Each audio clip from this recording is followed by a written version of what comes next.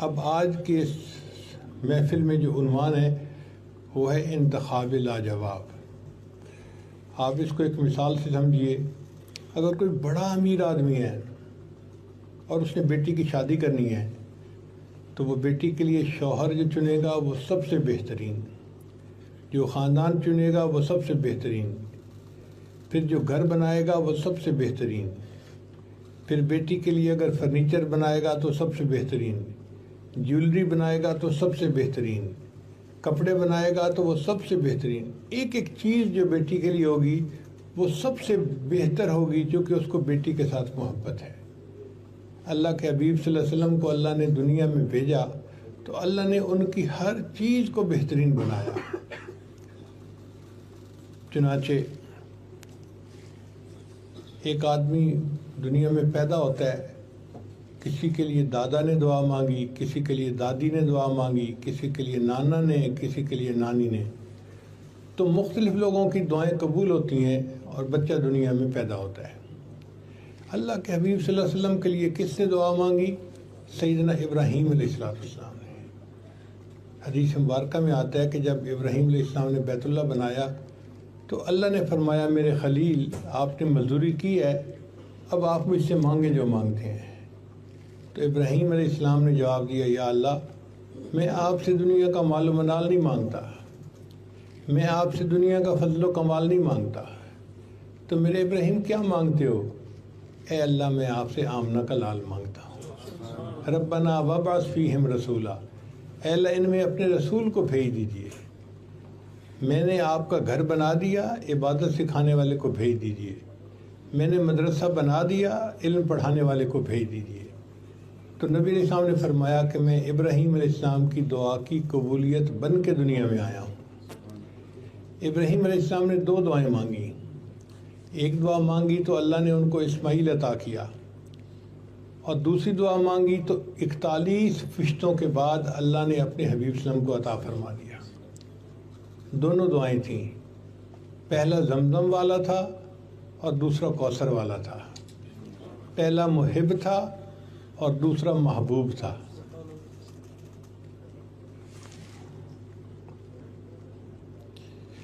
پہلا ذبیح اللہ تھا اور دوسرا حبیب اللہ تھا۔ دونوں دعائیں دیکھو اللہ نے کیسے قبول فرمائی۔ ابراہیم کا معنی ہوتا ہے بزرگی والا، تو نبی علیہ السلام کی دعا مانگنے والا جو بندہ تھا وہ سب سے بہترین۔ یہ ہے انتخاب لاجواب اللہ کا۔ پھر بچہ پیدا ہوتا ہے یا آنا ہوتا ہے تو اس کی خوشخبری دی جاتی ہے۔ کسی کی خوشخبری الٹرا ساؤنڈ سے ڈاکٹر دیتی ہے، کسی کی خوشخبری نرس دیتی ہے، کسی کی خوشخبری حکیم دیتا ہے یا کوئی اور عورت دیتی ہے۔ نبی علیہ السلام کے دنیا میں تشریف آوری کی جو خوشخبری تھی وہ اللہ کے ایک نبی حضرت عیسیٰ علیہ السلام نے عطا فرمائی۔ دیکھو خوشخبری دینے والا بھی بہترین۔ اللہ تعالیٰ نے کس کو چنا خوشخبری کے لیے؟ کہ عیسیٰ علیہ السلام نے فرمایا کہ میرے بعد ایک رسول آئے گا اسمہ احمد، جن کا نام احمد ہوگا۔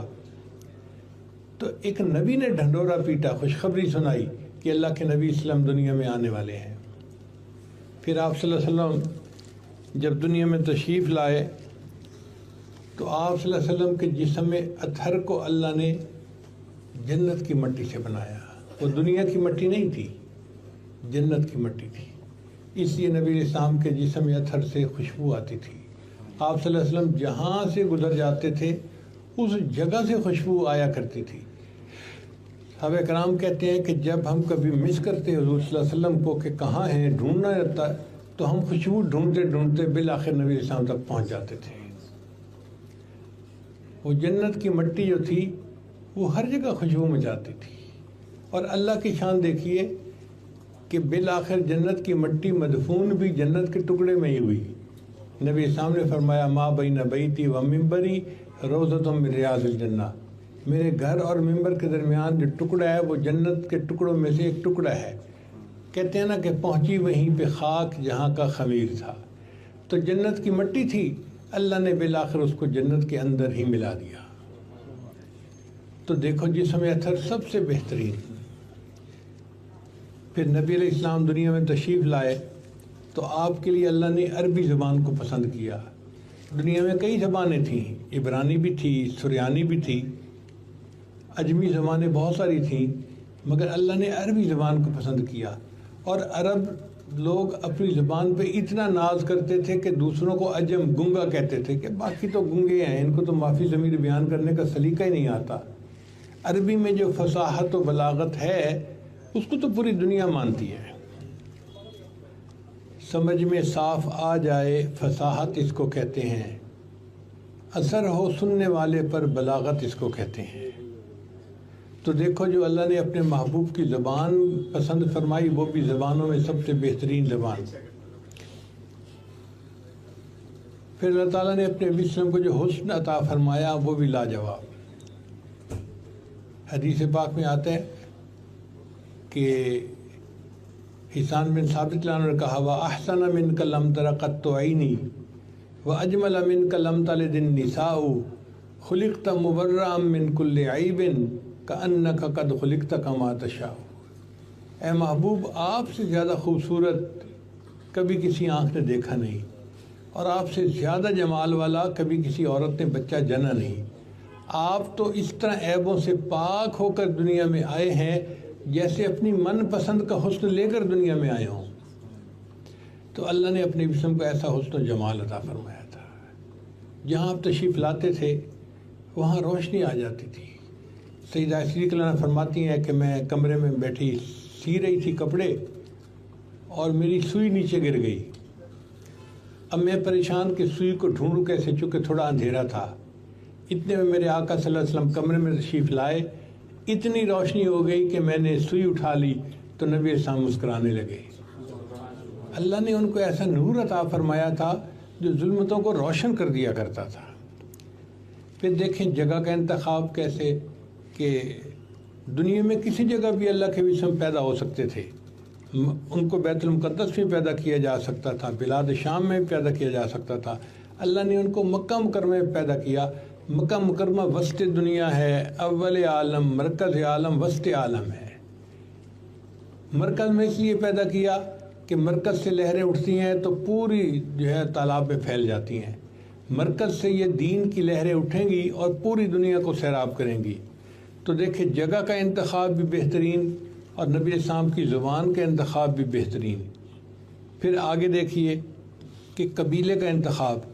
اسماعیل علیہ السلام کی اولاد میں 44 قبیلے تھے، بنو ثقیف، بنو نذیر، بنو خزرج، بکر بن وائل، یہ سب قبیلے تھے۔ اللہ نے قریش قبیلے میں پیدا کیا۔ قریش کرش سے بنا ہے، وہ جگہ جو حرکت نہ کرے، مضبوط ہو۔ تو یہ قبیلہ مستقل مزاج قبیلہ تھا، مستحکم قبیلہ تھا۔ اللہ نے نبی علیہ السلام کو اس قبیلے میں پیدا کیا۔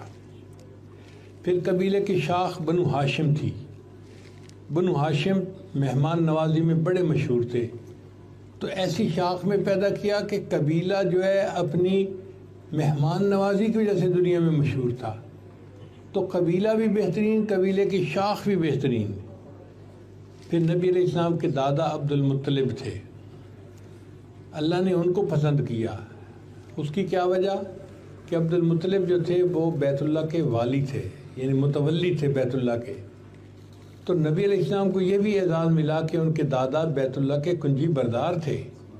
اللہ نے ان کو عبد المطلب کی اولاد میں پیدا فرمایا۔ پھر عبد المطلب کے 12 بیٹے تھے اور اکثر کے نام بتوں کے نام پہ تھے۔ عبد العزا، ابو لہب کا یہ نام تھا۔ عبد الشمس، شمس کا بیٹا۔ پھر عبد الحارث، یہ بھی کھیتی کا بیٹا۔ نوفل، سخت جگہ۔ حمزہ، لمبی جگہ۔ عباس، پتھریلی جگہ۔ ان سب بیٹوں میں سے ایک بیٹا نام تھا جس کا نام اللہ کے نام پہ تھا اور تھا عبداللہ اس کا نام۔ اللہ نے اپنے نبی وسلم کے والد کو عبداللہ کے نام سے پسند فرمایا۔ تو والد بھی اپنے بھائیوں میں سب سے بہترین۔ حدیث پاک میں ہے کہ ان کا عبداللہ رضی اللہ عنہ کا حسن ایسا تھا کہ لوگ ان کو مڑ مڑ کے دیکھتے تھے۔ مکہ مکرمہ کی شاید ہی کوئی عورت ہو جو اپنے دل میں وش نہ کرتی ہو کہ اس بندے کا نکاح مجھ سے ہو جاتا۔ اللہ نے ایسا حسن و جمال عطا فرمایا تھا۔ اس لیے کہ وہ منور شخصیت نبی علیہ السلام کے والد بننی تھی. تو والد بھی بہترین، دادا بھی بہترین اور والد بھی بہترین. پھر والد کے بعد والدہ کا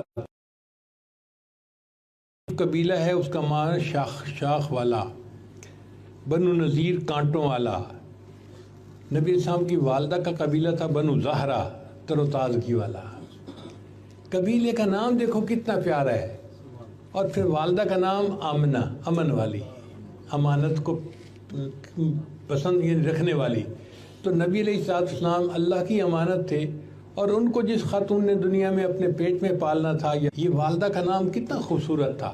حالانکہ اس زمانے میں عورتوں کے نام بڑے عجیب و غریب ہوتے تھے. ایک عورت کا نام تھا خنسا، بد شکل. ایک کا نام تھا حربہ، لڑنے والی.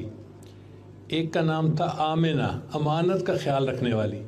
تو نبی علیہ السلام کی والدہ کا نام آمنہ تھا، جو ناموں میں سے بہترین نام تھا، اور واقعی وہ اسم با مسمہ بھی تھی. انہوں نے نبی علیہ السلام کو اتنا پیار دیا، اتنی محبت دی، اتنی شفقت دی کہ نبی علیہ السلام پوری زندگی اس کو یاد کرتے تھے. پھر نبی علیہ السلام کے نام نامی اس میں گرامی کا، تو ناموں میں سے بہترین نام نبی علیہ السلام کے 2 نام تھے. ایک نام تھا محمد صلی اللہ علیہ وسلم اور ایک نام تھا احمد. محمد کا مطلب وہ ہستی کہ جس کی دنیا میں اتنی تعریفیں ہوں کہ اتنی تعریف کسی اور کی ہو ہی نہ سکے. اور واقعی یہ بات سچ ہے کہ نبی علیہ السلام کی تعریفیں صرف مسلمانوں نے نہیں کی. نبی علیہ السلام کی تعریفیں کافروں نے بھی کی ہیں، انگریزوں نے بھی کی ہیں، کتابیں لکھی ہیں، ہندوؤں نے، سکھوں نے. کس نے نبی علیہ السلام کی تعریف میں کتابیں لکھی ہیں؟ تو محبوب کی تعریف مخلوق نے خوب کی ہے، جتنا کوئی کر سکتا تھا. آپ بتائیں کسی کی منقبت میں 40,000 اشعار کسی نے لکھے؟ نہیں لکھے. اگر لکھے تو نبی السلام کے بارے میں لکھے گئے. تو محمد نام جس کی تعریف اتنی ہو کہ اتنی تعریف دنیا میں کسی اور کی نہ ہو. یہ نبی علیہ السلام کا نام فرش پہ تھا، اور ایک نبی علیہ السلام کا نام عرش پہ تھا، اس کا نام تھا احمد. احمد کا مطلب وہ ذات کہ جو اللہ کی اتنی حمد بیان کرے کہ اتنی حمد کبھی کسی نے بیان کی ہی نہ ہو. اور یہ بات بھی سچی ہے. نبی علیہ السلام فرماتے ہیں قیامت کے دن اللہ مجھے مقام محمود عطا کرے گا، اور میں وہاں جا کر سجدہ کروں گا اور اللہ کی ایسی حمد بیان کروں گا نہ اس سے پہلے کسی نے کی ہوگی، نہ اس کے بعد کوئی ایسی حمد بیان کر سکے گا. تو نبی علیہ السلام ایسی حمد بیان کرنے والے، اس لیے ان کا نام احمد بھی سجتا ہے. اب دیکھیں انبیاء کے نام تو بہت تھے، مگر ان کے ناموں کے معنی عجیب و غریب. آدم گندم گوں، نوح نوحہ کرنے والا، زکریا سبق دینے والا، ادریس درس دینے والا، یوسف افسوس کرنے والا، یعقوب بعد میں آنے والا، موسیٰ پانی سے نکالا ہوا، عیسیٰ سیاحت کرنے والا. یہ انبیاء کے نام ہیں. لیکن نبی علیہ السلام کے نام نامی اس گرامی کے معنی کتنے خوبصورت ہیں. اللہ فرماتے ہیں کہ وہ ذات جس کی اتنی تعریفیں ہوں کہ دنیا میں کسی اور کی اتنی تعریفیں ہوں ہی نہیں. چنانچہ نبی السلام محمد بھی تھے، احمد بھی تھے. اور یہ بھی عجیب بات ہے کہ نہ محمد کے نام میں کوئی نقطہ ہے، نہ احمد کے نام میں کوئی نقطہ ہے، اور نہ اللہ کے نام میں کوئی نقطہ ہے. نقطہ اللہ نے اس لیے نہیں پسند کیا کہ بعد میں آنے والے ان پر کوئی دھبا نہ لگا بیٹھیں. میں نے ان کا نام بے نقطہ بنایا ہے تاکہ ان کی ذات کے اوپر بھی کوئی اعتراض نہ کرنے والا کر نہ سکے.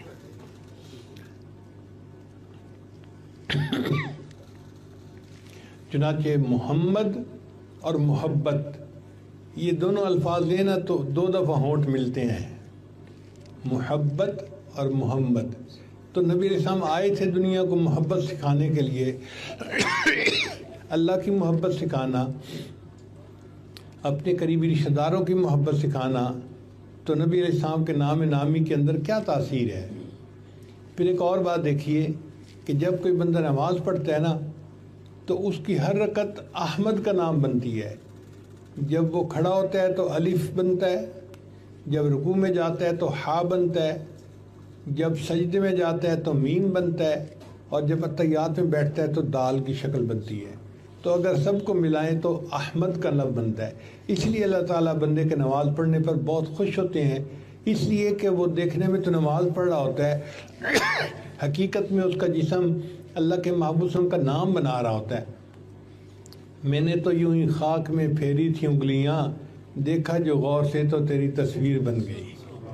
تو اللہ کو اپنے محبوب صلی اللہ علیہ وسلم کا نام جسم سے بنتا دیکھ کے خوشی ہوتی ہے، اور اللہ تعالیٰ نمازی بندے پر محبت کی نظر ڈالتے ہیں. پھر نبی علیہ السلام کی جو دایا تھی، تو نبی علیہ السلام کو اللہ نے ایک ایسے قبیلے کے اندر جو ہے نا وہ بھیجا کہ جس کی عورت جو تھی وہ بنو سعد قبیلے کی تھی، نیک بخت قبیلے کی تھی. واقعی اس عورت کی نیک بختی تھی کہ اس کو اللہ کے حبیب صلی اللہ علیہ وسلم کو پرورش پانے کا موقع ملا.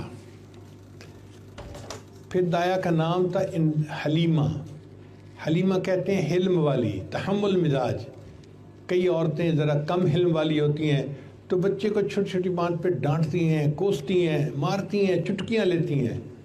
اللہ نے فرمایا نہیں، اس عورت نے میرے محبوب کو پالنا ہے. اس عورت کا حلم سب سے زیادہ ہونا چاہیے، حتیٰ کہ اس عورت کا نام بھی حلیمہ تھا، حلم والی. شاعر نے کہا حلیمہ میں تیرے مقدراں تو صدقے، تو مدنی دا جھولا جھلیندی بھی ہوسیں. اے انگلی نہ پا کے تے ویڑے دے اندر، خدا دے سجن نو ٹریندی بھی ہوسیں. نی عرشاں دا چن ہے کھلونا بھی جس دا، تو اس بے مثل نو کھڈیندی بھی ہوسیں. نوا کے دھوا کے تے سرما بھی پا کے، تو تھوڑی ہلا کے ہسیندی بھی ہوسیں. ہمارے یہاں عورتیں یہ سمجھتی ہیں کہ جب بچہ نہا دھو کے آنکھوں میں سرما ڈال لیتا ہے نا تو اس کو نظر جلدی لگتی ہے. اب وہ نظر توڑنے کے طور پر بچے کو کہتی ہے کہ مسکراؤ، تو بچہ تو نہیں مسکراتا، تو وہ پھر اس کی ٹھوڑی پکڑ کے کہتی ہے اچھا مجھے مسکرا کے دکھاؤ. سمجھتی ہیں کہ نظر ٹوٹ جائے گی. تو وہ شاعر نے لکھا ہے نوا کے دعا کے تے سرما بھی پا کے، تو ٹھوڑی ہلا کے ہسیندی بھی ہوسیں. زمانے دی تتیاں ہواواں دے کولوں، نبوت تے پھلنوں لکیندی بھی ہوسیں. نی سونے دا مکھڑا نورانی نورانی، تو تکدی تا رہی ہیں چمیندی بھی ہوسیں. حلیمہ تو کتنی خوش نصیب ہے، تو وہ نورانی چہرہ تو دیکھتی تھی، تو کبھی کبھی محبت میں آ کے اس چہرے کو بوسے بھی تو دیتی ہوگی.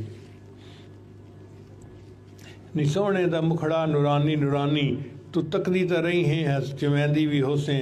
کدی نال تیرے نزاکت سونا.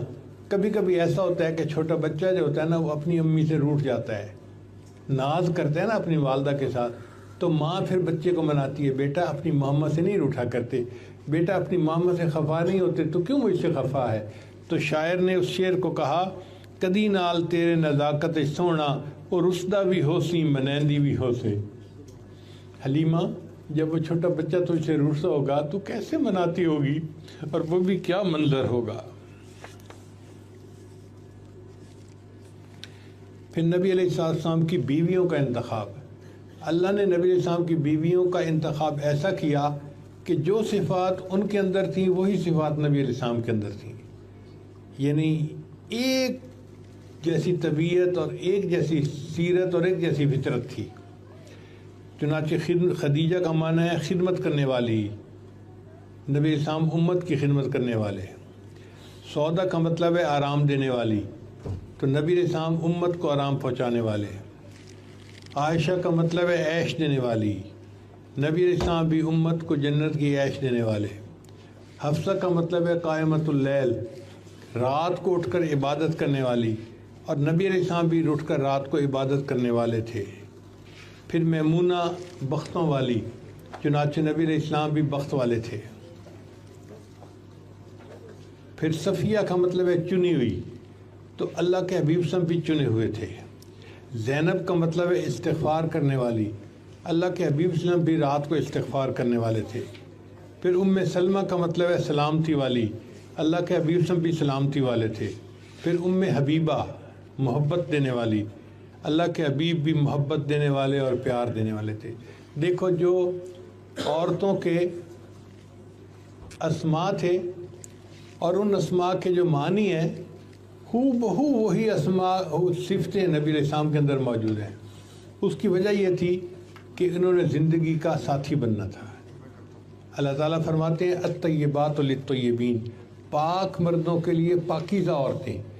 تو اگر نبی علیہ السلام کی بیویوں کی پاکیزگی کو جاننا چاہیں تو نبی علیہ السلام کی پاکیزگی کا تصور کیجئے، وہ کتنے معصوم تھے اور کتنے پاکیزہ تھے۔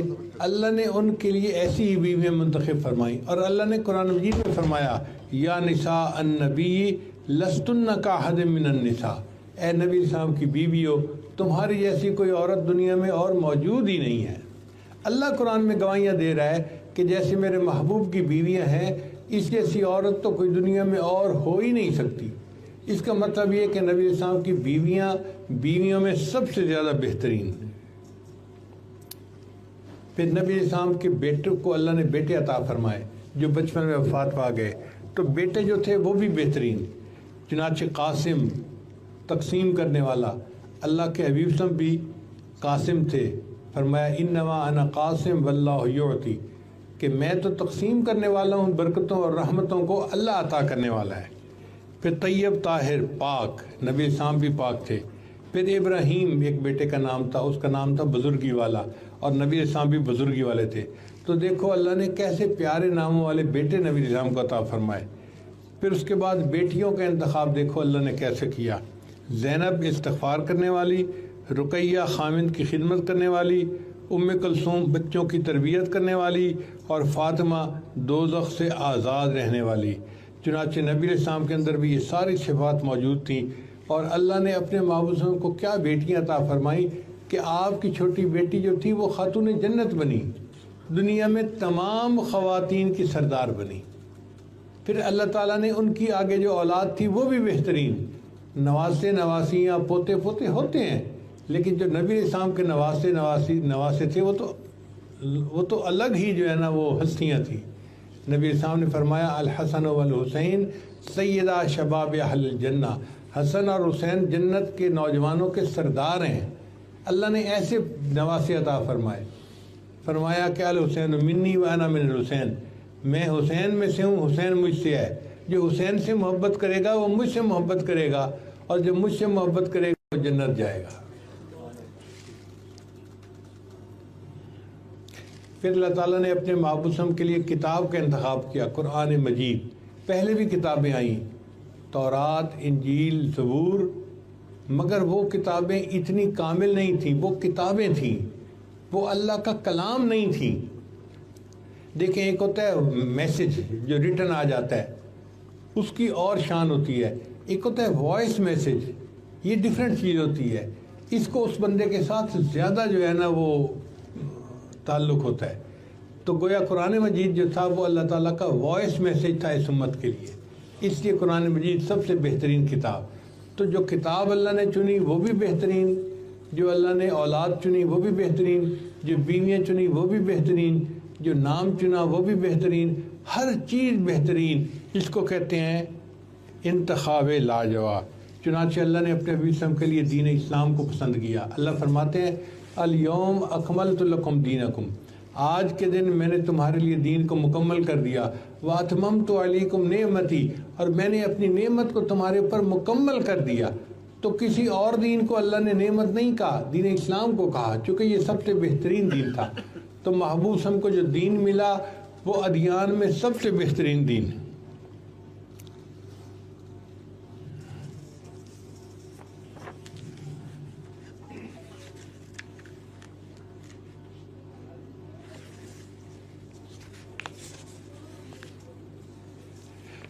پھر اللہ نے اپنے محبوب کو جو امت عطا فرمائی وہ امتوں میں بہترین ہے۔ حدیث پاک میں ہے انتم تتمون 70 امتن، کہ تم 70 نمبر کی امت ہو جو دنیا میں آئی ہو۔ انتم اکرمھا و افضلھا، تم سب سے زیادہ اللہ کے نزدیک عزت والی اور افضل امت ہو۔ اور قرآن مجید نے گواہی دی کنتم خیر امت اخرجت للناس، تم سب سے بہترین امت ہو، تمہیں اللہ نے انسانوں کی بھلائی کے لیے بنایا ہے۔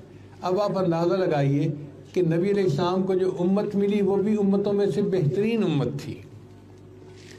پھر نبی علیہ السلام کے شاگردوں کو اللہ نے جو پسند کیا تو آپ کے شاگرد تاریخ انسانیت میں سب سے زیادہ بہترین شاگرد، کسی نبی کو ایسے شاگرد نہیں ملے۔ حضرت موسیٰ علیہ السلام کو شاگرد ملے، چنانچہ موسیٰ علیہ السلام نے ایک جگہ پر حملہ کرنا تھا تو انہوں نے اپنی قوم کو کہا کہ اے میری قوم چلو ہم نے حملہ کرنا ہے، ہمیں اللہ کا حکم ہے۔ انہوں نے کہا اذهب انت وربک فقاتلا انا ہاہنا قاعدون، آپ جائیے اور آپ کا رب جائیے، جا کے قتال کریں، ہم تو یہیں بیٹھے ہیں۔ ایسے شاگرد تھے، اپنے نبی کو موقع کے اوپر جواب دے دیا، اور اللہ نے اپنے وسم کو ایسے شاگرد عطا فرمائے کہ جنہوں نے اپنی جانوں کے نذرانے پیش کر کے وفا کی تاریخیں قائم کر لی۔ ویکھیا جے یوسف نو انگلیاں کٹیاں، آقا دے دیوانیاں نے جانا وار سٹیاں، عشق دی اخیر ویکھی او دے عاشقین دی، جگ دے حسینہ کولوں ود کے حسین دی۔ بات میں سناواں ایک ایسے محجبین دی، جگ دے